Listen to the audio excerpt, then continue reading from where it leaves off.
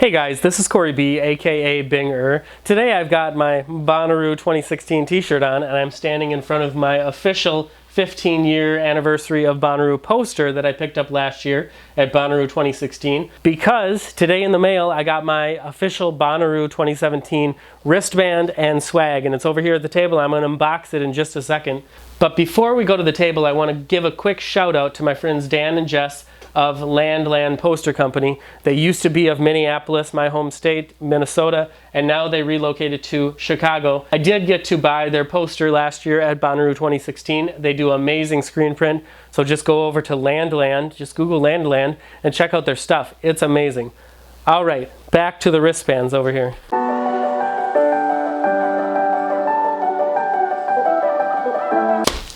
Alright, this is what came in the mail today. I don't know if I'm paranoid, but I put some white tape over my address, and I also unboxed it already and put some white tape over my serial numbers to my camping pass and my wristband, just because I don't want anybody, stealing my Bonnaroo identity. But before I get to that, this is what we got last year for free swag.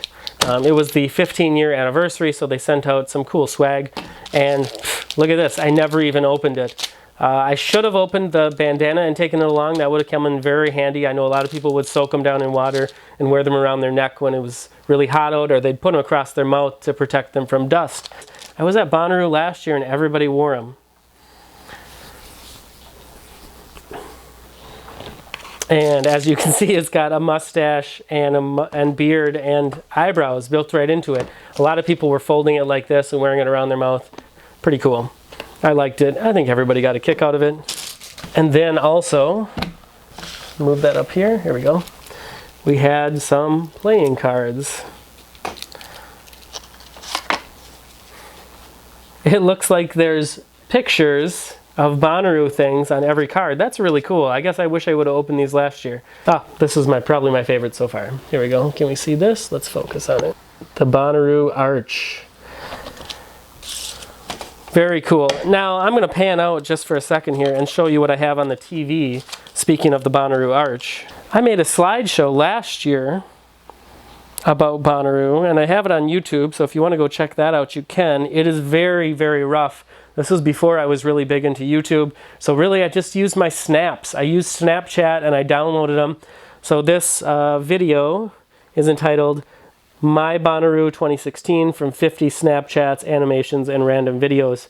And it's alright. It's really rough and I didn't edit it very well, but I'm going to do better this year. I'm going to bring better cameras and better equipment along.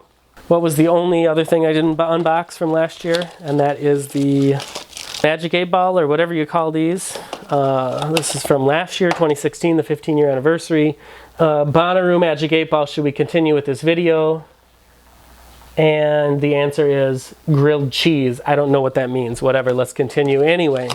Like I said, I ripped this open already, so let's pull it out. And this is Rufus, right? Yep, Rufus. It says right down here on the bottom. This is a satchel made to wear on your back. It looks like you're giving Rufus a ride around the festival grounds. Pretty cute little guy here.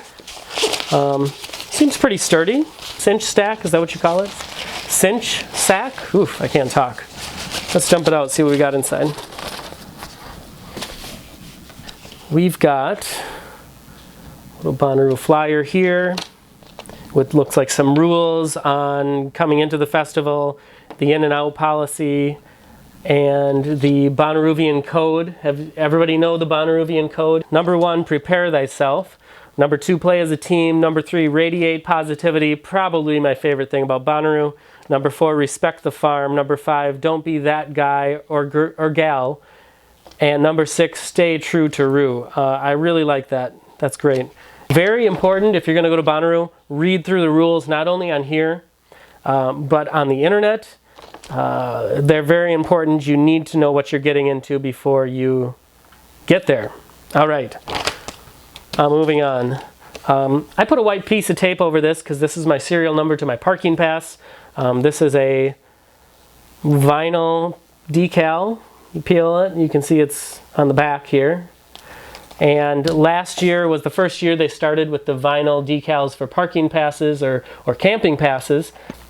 To tell you the truth, it was kind of a clusterfuck last year because nobody knew what pass they were supposed to have. And I was in the camping and I saw day parking passes, I saw camping passes, I saw all kinds of passes in people's windows, and they weren't enforcing it. So let's see if the second year that maybe they've improved things. I'm not even sure.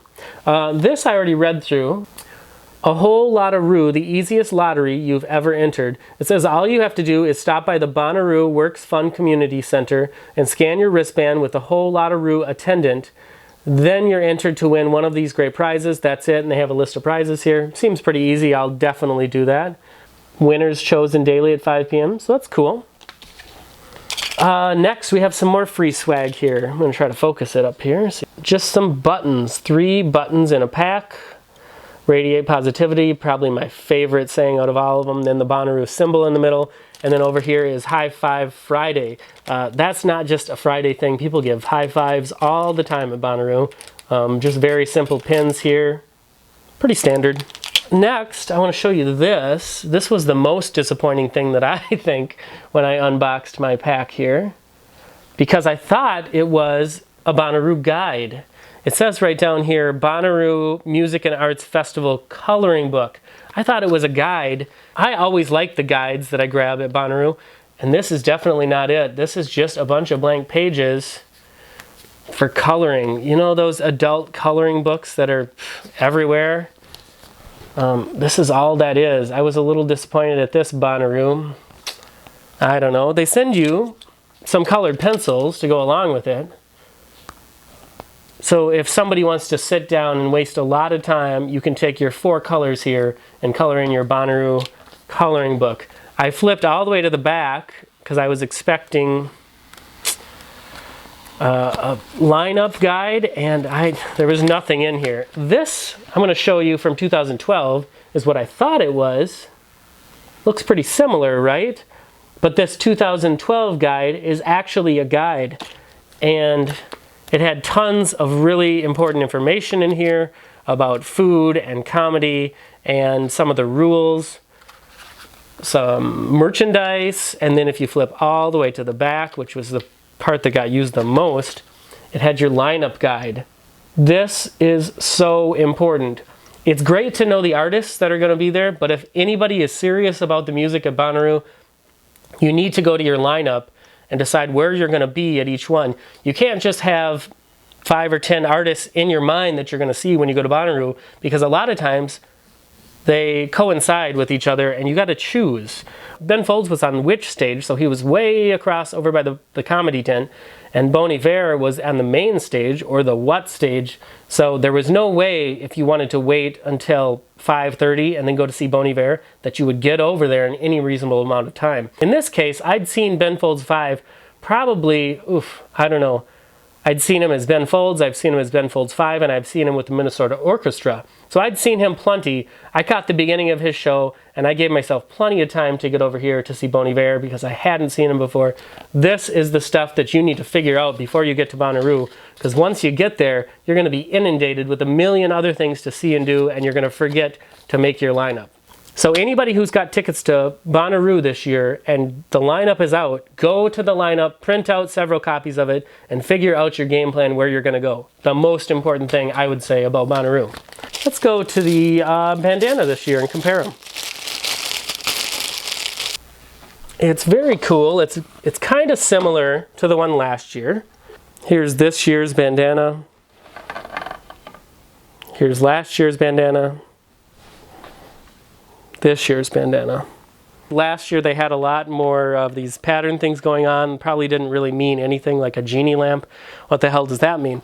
This year they tried to focus on things that are actually important at Bonnaroo. The hand globe you can see up there, or the Ferris wheel, or tent camping, or the arch. I like it. Let's zoom out here.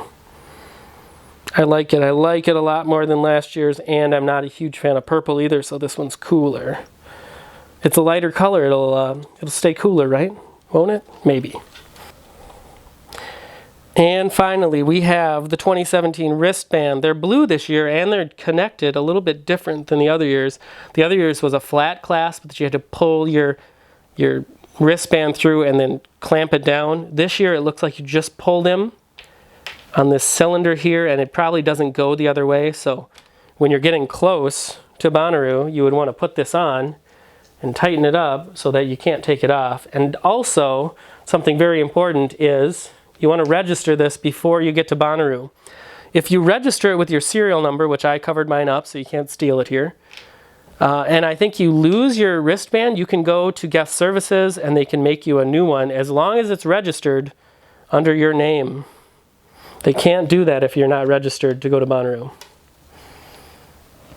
So definitely, once this comes in the mail, go to the Bonnaroo website and register your wristband. This is very, very important. All right, let's see what we got. A little recap here. We got the Rufus bag right here, the Rufus tote. We've got our green bandana. We've got our wristband. We've got our adult coloring book. I don't know, whatever.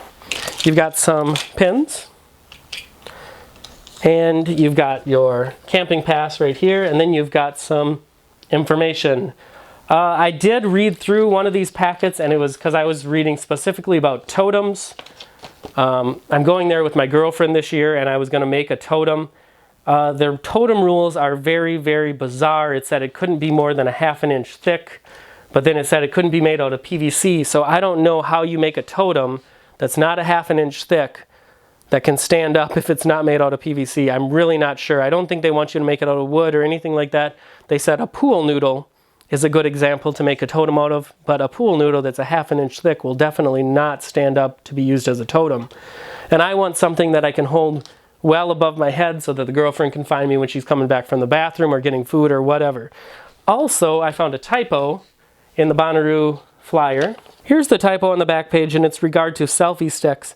It says the selfie stick should be no longer than 40 feet in length. I really think that's a typo. I think they meant to type 40 inches there, but they put the foot symbol instead.